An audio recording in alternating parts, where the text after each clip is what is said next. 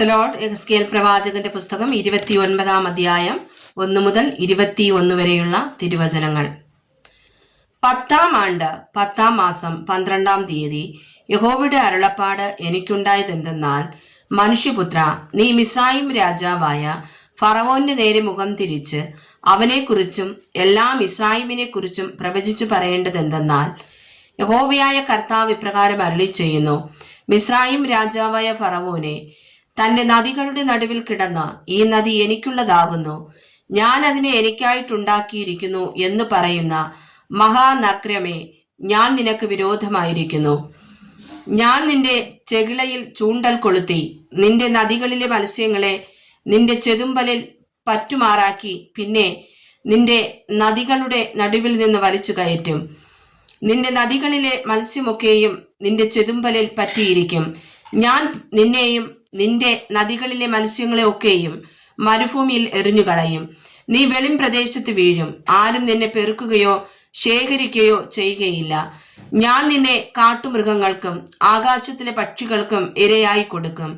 മിസ്രയീം നിവാസികൾ ഇസ്രായേൽ ഗൃഹത്തിന് ഒരു ഓടക്കോലായിരുന്നത് കൊണ്ട് അവരൊക്കെയും ഞാൻ യഹോവയെന്ന് അറിയും. അവർ നിന്നെ കയ്യിൽ പിടിച്ചപ്പോഴേക്ക് നീ ഒടിഞ്ഞ് അവരുടെ തോളൊക്കെയും കീറിക്കളഞ്ഞു. അവർ ഊന്നിയപ്പോഴേക്ക് നീ ഒടിഞ്ഞ് അവരുടെ നടുവൊക്കെയും കുലുങ്ങുമാറാക്കി. അതുകൊണ്ട് യഹോവയായ കർത്താവ് ഇപ്രകാരം അരുളി ചെയ്യുന്നു: ഞാൻ നിന്റെ നേരെ വാൾ വരുത്തി നിങ്ങൾ നിന്ന് മനുഷ്യനെയും മൃഗത്തെയും ഛേദിച്ചു കളയും. മിസ്രയീം ദേശം പാഴും ശൂന്യവുമായി തീരും. ഞാൻ യഹോവയെന്ന് അവർ അറിയും. നദി എനിക്കുള്ളതാകുന്നു, ഞാൻ അതിനെ ഉണ്ടാക്കിയിരിക്കുന്നു എന്ന് അവൻ പറഞ്ഞുവല്ലോ. അതുകൊണ്ട് ഞാൻ നിനക്കും നിന്റെ നദികൾക്കും വിരോധമായി ഇരുന്ന മിസ്രയീം ദേശത്തെ സെവോനെ ഗോപുരം മുതൽ കൂശിന്റെ അതിർത്തി വരെ അശേഷം പാഴും ശൂന്യവുമാക്കും. മനുഷ്യന്റെ കാൽ അതിൽ കൂടി കടന്നു പോകുകയില്ല, മൃഗത്തിന്റെ കാൽ അതിൽ ചവിട്ടിയുമില്ല. 40 സംവത്സരത്തേക്ക് അതിൽ നിവാസികളില്ലാതെ ഇരിക്കും. ഞാൻ മിസ്രയീം ദേശത്തെ ശൂന്യദേശങ്ങളുടെ കൂട്ടത്തിൽ ശൂന്യമാക്കും.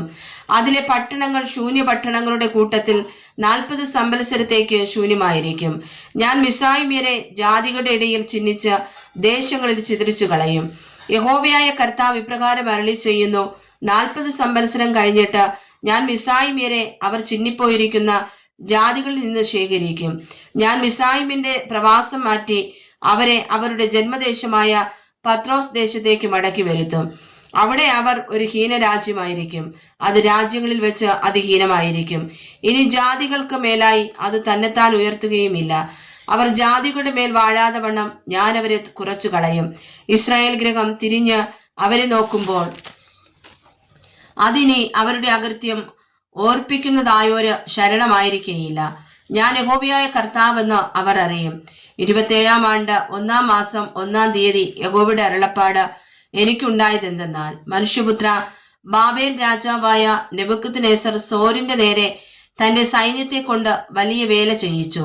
എല്ലാ തലയും കഷണ്ടിയായി, എല്ലാ ചുമലും തോലുരിഞ്ഞു പോയി. എങ്കിലും സോരിന് വിരോധമായി ചെയ്ത വേലയ്ക്ക് അവനോ അവന്റെ സൈന്യത്തിനോ അവിടെ നിന്ന് പ്രതിഫലം കിട്ടിയില്ല.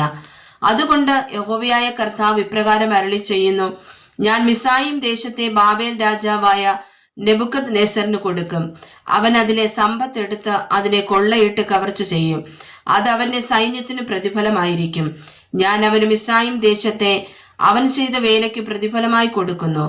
അവർ എനിക്കായിട്ടല്ലോ പ്രവർത്തിച്ചത് എന്ന് യഹോവയായ കർത്താവിന്റെ അരുളപ്പാട്. അന്നാളിൽ ഞാൻ ഇസ്രായേൽ ഗൃഹത്തിന് ഒരു കൊമ്പ് മുളയ്ക്കുമാറാക്കി അവരുടെ നടുവിൽ നിനക്ക് തുറന്ന വായി നൽകും. ഞാൻ യഹോവയെന്ന് അവർ അറിയും. വായിച്ചതായ വചനങ്ങളാൽ കർത്താവ് നമ്മേവരെയും സമർത്ഥമായി അനുഗ്രഹിക്കുമാറാകട്ടെ. ആമേൻ.